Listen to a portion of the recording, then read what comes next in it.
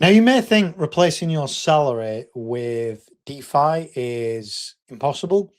It's stupid. But at the end of the day, once you start a strategy like this, it doesn't necessarily have to happen straight away. It can build up to a point where you can take a monetary value that could be equivalent to your wage. I don't know what your wage is. So, or I don't know what target amount you have monthly, but what I'm going to do is show you step by step how you can get started with liquidity pools and earn something equivalent to a salary, maybe not straight away, but certainly as time goes on, it can compound and earn you more than you did before you watched this particular video. Where do we start then? We start by going to a website called VFAT. Link in description if you want to go through my link.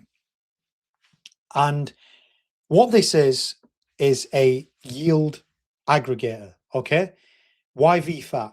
So in terms of liquidity pools, there are a number of protocols out there, loads of them, right?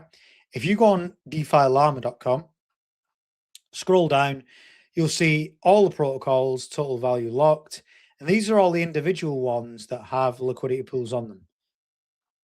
The idea is if you are using VFAT, it aggregates all these protocols together so you can compare them and have pools on multiple protocols in one place. So you may have liquidity pool in Uniswap, you may have one on Euro, you may have one on PancakeSwap, one on Morpho, one on something else.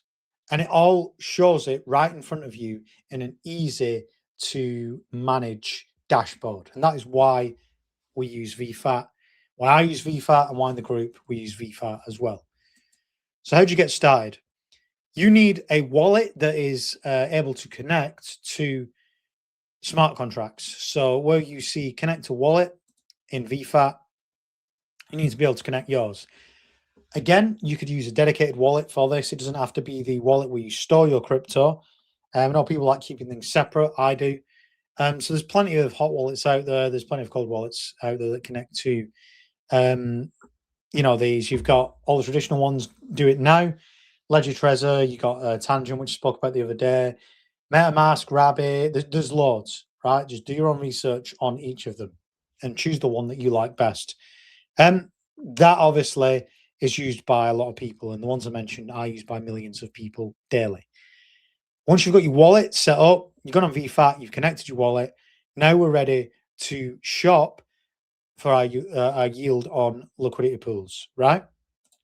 So we go and discover yield opportunities. Now, what you'll see is for selection, farms and pools. The difference between farms and pools is with a farm, depending on how it's set up, in terms of the token that you earn from the liquidity pool, you may just earn the token from the protocol that you're interacting with. So, for example, if you put some Ethereum and USDC in a liquidity pool on a farm, if it's in something like Euro, for example, which is a protocol, you may just earn the Euro token, not the ETH and USDT. In the pools, you usually earn back an equal footing of what you put in. So, for example, if you go in a pool and you put in ETH and USDC, you will earn out of that pool ETH and USDC. Yeah. So we're going to stick to pools to keep it more simple, right? So on here, you've got 16,000 protocols and they're all listed by the asset. So that's the pairing. TVL means the total value locked, so how big they are. Past 7-day fees, average APR, and the average range. I'm going to go into what those mean in a minute. So what you would do is for filters, you need to make this so we're trying to filter out some of the lesser known pools, ones that will have, coins in that are lower market cap because they'll have a lot total value locked lower, which means, more likely to, let's say, get you rugged, right? And we're going to talk about ranges, etc. in a sec. So what we'll do is you can select the chain that it's on, and this will be one that I would look at first of all. I use base chain. I use base chain because it is basically depositing USDC or ETH on base chain, and the fees are low. You can do Ethereum, but the fees are higher. So I don't think it's worth doing on Ethereum. So you need to look at what coins you want to put in and then what chain they are on, right? So for this example, we're going to select base. We don't need to worry about which protocol select. Total value locked, I'm going to go minimum 100K. APR, we're going to search for 50% minimum. Again, this can be variable as we set our ranges. So then you click off that, and it's filled it. We just got all the ones on base now, right? I'll say now, I don't know what you want to do. I don't know what pools you want to enter. I don't know what your risk tolerance is. How risky are you in doing things? I don't know. So this is where you need to do your own research into what coins you want to do, what pools you want to enter. What I would say is don't enter any coins you don't know what they are. Don't chase the APR because you will get wrecked. So for example, I could go through here and I could be like, right, ETH USDC, 98 million total value locked, average APR 130%, 16% range. A 16% range is, if we look on here, you can see it easy on ETH. So anytime the price of ETH is 1,531, between 1,531 and 1,800, you'll earn rewards from that. However, this is quite a tight range. The idea is to keep it in range as long as possible, so you earn fees as long as possible before either withdrawing your assets or rebalancing. Yeah?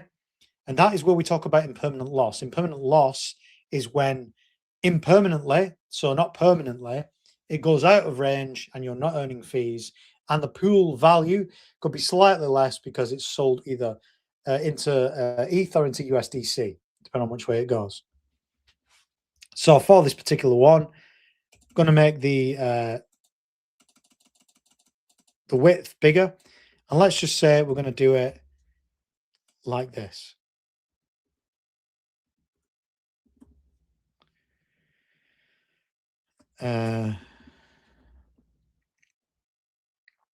Let's do it. Yeah, that'll do actually. So 60% range. So that's between $1,200 of ETH and 2,200. That's quite wide. That's still offering 40% APR, right? So what you do is the asset that you want to deposit, test it with a small amount, scroll down, put the slippage to 0.1 because you don't want any slippage on it, deposit it, shows you the route it will do, and then that will then set up your pool. Your pool will show in here. Yeah, so you can see the one I've got here, 131% APR. And what it will do is it will show the status of your pool, if it's in range, what the range is, the deposit, the daily rewards earned, and the APR. Then, obviously, you would test it, make sure you're okay with it, make sure it's working, and then what you would do is it is completely up to you how you play the next game, right? In terms of what will you earn per month, depends on what you put in. So you can see on this, for example, 132% APR at the moment. Obviously, bear in mind this is variable. So if we say, doing this on a calculator, because my head's a bit underwater today, 132% divided by 12. So that's around 11% a month. So if you think whatever you put in for this deposit, 11% a month, let me just say that is on the high end. Roughly, you would get, and this is variable, maybe 3% on a bad day, 20% on a good day. And yes, that is true. I showed that I got 7% the other month. And again, it depends on what pool you go in, risk tolerance, blah, blah, blah. And you could see how this could pay you a wage. Now, obviously, you may start with something small and you may compound it. So what that means is there's two buttons on here. You've got compound, which means anything you earn, and you earn it every single second it's in there, as long as it's in range. You can compound. So that means for me, if I wanted to compound now, the rewards I've earned will go back into this pool, increase the pool size, obviously increase the yield that I get because the pool size will be bigger. Or I can harvest.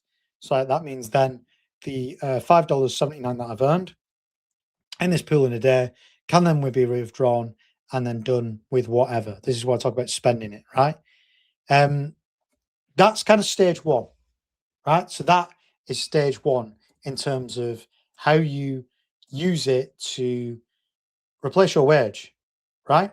Stage two, and if you're wondering why is this lower than what it used to be, because I used to have around, we would say around 4.5K in this pool earning.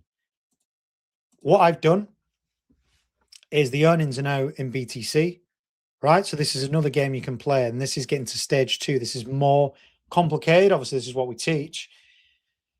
You supply your BTC, right? And then, so I've got nearly 4.5K BTC, and then you withdraw, you take a loan against it. And again, this is DeFi, so there's no fixed amount to pay back. There's no timeline with it, as long as you are smart about how you play this. This isn't a video about doing this particular bit, but this is showing you the next stage. If you've got a large Bitcoin holding that you want to monetize, take a loan against it, which is only 4% a year. Work out the maths. If you're getting that a month, you're easily beating it. And then you take that USDC, and that is when it is placed in the liquidity pool here, earning more money.